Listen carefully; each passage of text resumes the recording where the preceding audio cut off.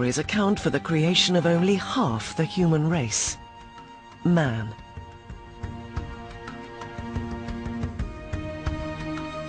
Woman was created as an affliction, a punishment, and all because of a trick. The first woman was sent to the earth as a punishment to mankind. Now, this sounds incredibly misogynistic, and it was an incredibly misogynistic story on the part of Hesiod, who told this in 700 BC. But the story goes that one of the gods, Prometheus, tried to trick the master and king of all the cosmos, Zeus. Prometheus is a trickster god. He's a smart god. Prometheus means forethought. He killed a sheep, and he took the sheep, and he took all the good, wonderful meat, and he put it inside the disgusting belly. And he took all the bare bones, and he wrapped them up in the beautiful white shining fat, which is, of course, what burns in a sacrifice. And he presented these two bundles to Zeus, and he said, "You pick." Zeus knew he was being tricked by Prometheus, who represented humankind. In retaliation, Zeus punished man by taking away fire. Prometheus, in return, stole the fire back and gave it to humanity. And by stealing and giving men this gift of fire, he was therefore punished indirectly by having a woman created who was given to human beings. Now, Zeus didn't just sort of give this evil thing, as he thought, to mankind. He called it a beautiful evil. She's one you can't do without. She's a kalon kakon in the terms of the Greek, a beautiful bad thing. And so Greek myth, Greek poetry likes to have it both ways. Women are beautiful. Women are something irresistible. At the same time, women make you work. And so they're a bad thing. I do think that throughout Greek mythology, you see a repeated emphasis on the threat that women pose. The threat they pose because of your need for them, the need to have children, and the very real fear of losing control because of desire.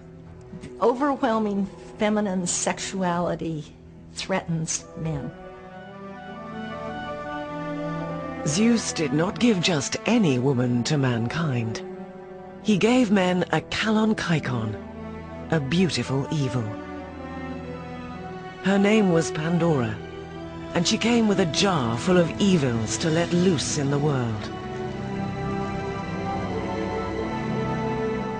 But there was hope in Pandora's jar.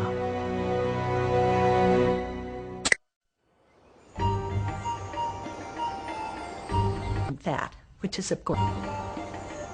The first woman in Greek mythology was Pandora. Her story is similar to that of Eve and the forbidden fruit in the Garden of Eden.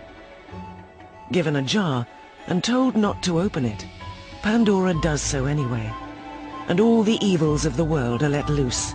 Sickness, pain, suffering, disease. Too late, she closes the jar, leaving only one thing behind: hope. But what is hope doing in a jar full of evils? Hope is there as an evil, which is, I think, fascinating. Hope is an evil because hope allows you to act with the sense that you can control the future. And in Hesiod, that is a very dangerous thing to do. You can't control the future, and it's to act under a delusion. Is hope something good or something bad? And the Greeks loved this kind of dilemma because hope could be good, could be bad, and so it was ambiguously left back in the jar for humans to use or to avoid. Pandora is perhaps the most prominent, but certainly not the only example of women being a source of evil in Greek mythology. Some scholars find a deeper meaning for this disparagement of women and point to Aphrodite, the goddess of love. If you look at the myths of Aphrodite, who is the most beautiful and the most sexually desirable thing ever, men are afraid of her. She sees a man, a human being, Anchises, on a hill outside of Troy, and she wants to sleep with him. And she goes to him and he says, "You are too beautiful to be a human. You must be a goddess, and I don't want to sleep with you." And she says, "Oh no, I'm just a maiden from the neighborhood." They go to bed together, and when he wakes up, she's become her goddess self, and he's terrified. He's terrified he's going to be emasculated, that he'll lose his strength. In contrast, the ancient Greeks believed that Athena, a goddess without a sexual role, was a great force for good. Athena is the protector. Athena is the warrior divinity who leads the just defense war. She is the city goddess, and in many respects the most important divinity the Athenians have. And that might be true for many other cities where you have an Acropolis with the Temple of Athena on top.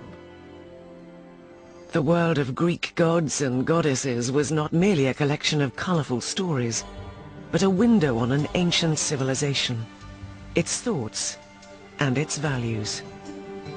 The kind of nonlinear thinking that you see in myths, the sort of narratives that leap all around, that introduce strange creatures, look a lot like dreams.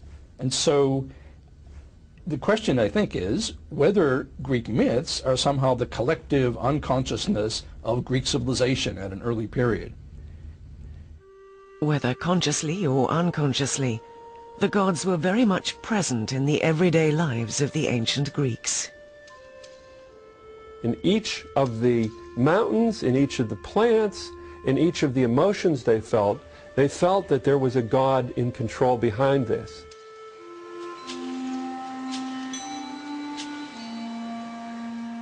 One of the attractive and unusual things about Greek religion from the beginning is its responsiveness to environment. There are nymphs, for example, who inhabit watery places. There are nymphs of the mountains, nymphs of the trees.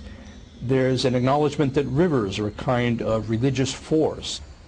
And Greek religion in this way has a certain affiliation with modern ecology, the recognition that individual places have a value, a kind of numinous quality, a sacred quality.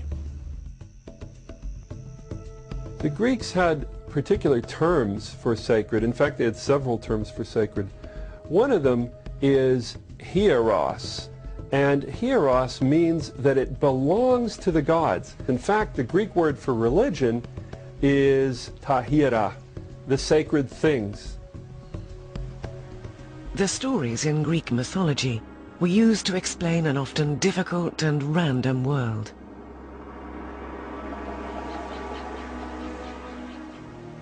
Winter was born when Persephone, the daughter of the goddess Demeter, was kidnapped by the god Hades and taken to the underworld to be his bride. Demeter was horrendously upset to have lost her daughter and began searching the world looking for her daughter. Couldn't find her daughter, wept, cried, crops didn't grow, hence the gods weren't getting sacrificed.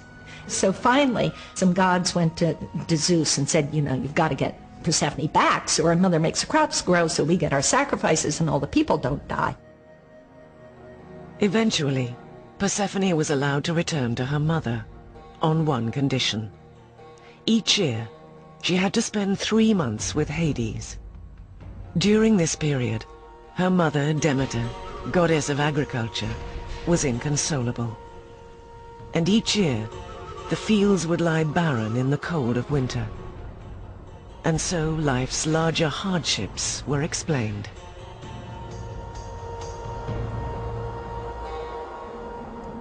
Personal difficulties, however, were often explained by some offense to the gods.